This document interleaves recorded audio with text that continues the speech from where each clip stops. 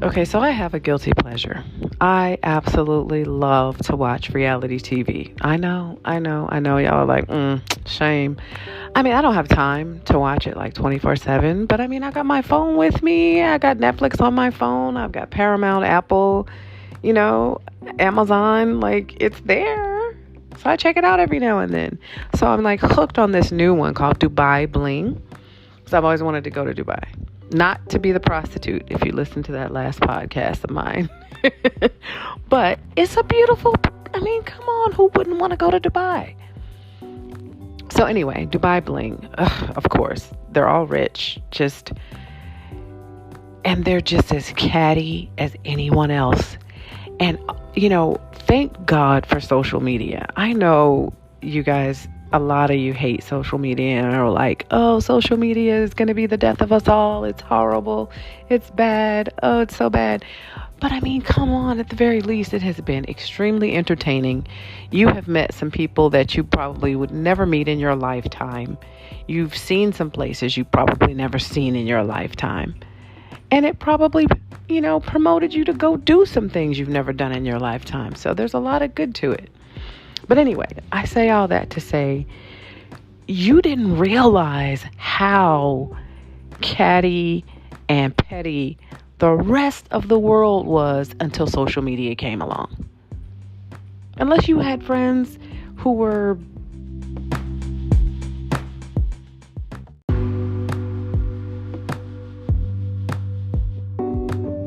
okay, I got cut off.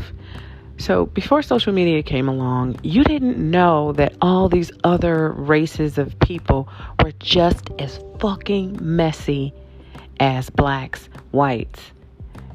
You might have known it about Asians, but not really until like the Real Housewives of Orange County and Dubai Bling and Shahs of Sunset.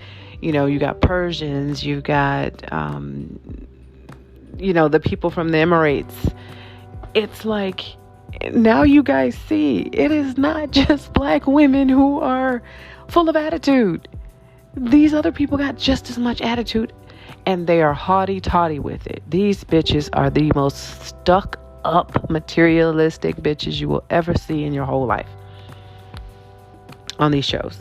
And y'all know it. They are even worse than the Real Housewives.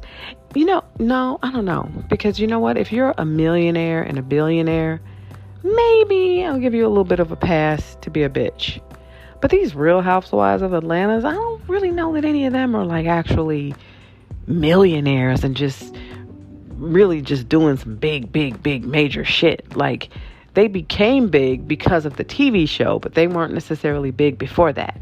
A lot of these people who are on these little Asian reality TV shows and the Shahs of Sunset, these people had money before they came on the TV. They were doing some big shit before they even hit the TV. So, and I'm not saying that none of the chicks from the Real Housewives of Atlanta were ever doing anything. There's a couple of dentists, there's doctors. One was a supermodel, but most of these women, they've got their claim to fame being someone's housewife. But you also see that the men on the shows, oh my gosh, they can be just as petty and just as catty and forget that there's a camera following them around 24/7. If you haven't seen it, go check it out. Dubai Bling. I'm on episode 2. That's what made me think of this. So when you go back and you watch that and you look at episode 2, think of this podcast.